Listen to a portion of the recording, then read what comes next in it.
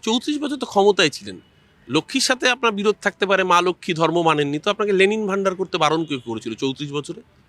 ৩৪ নয়া পয়সা দেননি। লেনিন ভান্ডার অসুবিধা থাকলে হোচিমিন ভান্ডার করতেন, ফিদেল কাস্ট্রো ভান্ডার করতেন, চে গুয়েভারা ভান্ডার করতেন, বারণ তো কেউ করেন। অভিজিৎ বিনায়ক বন্দ্যোপাধ্যায়, অমর্ত্য সেনের মতো অর্থনীতিবিদরা যখন বলছেন প্রান্তিক মানুষের হাতে ডিবিটি, ডাইরেক্ট বেনিফিট ট্রান্সফার করতে, সেই জায়গায় দাঁড়িয়ে মমতা ব্যানার্জির এই প্রকল্পগুলোর ফলে গ্রামীণ অর্থনীতির চাকা ঘুরেছে, বাংলার জিএসডিপি বেড়েছে, মানুষের ক্রয় ক্ষমতা বেড়েছে। আজকে পরিষ্কার দিনের আলোর মতো এই প্রকল্পগুলো বাংলার মায়েদের স্বনির্ভর করতে সহযোগিতা করেছে। এই সিপিএম এখন এত বড় বড় গালভারা বুলি দিচ্ছে 34 বছর গরিবের সরকার চালিয়েছে, গরিবের পেটে 34 নয়া পয়সাও দেয়নি।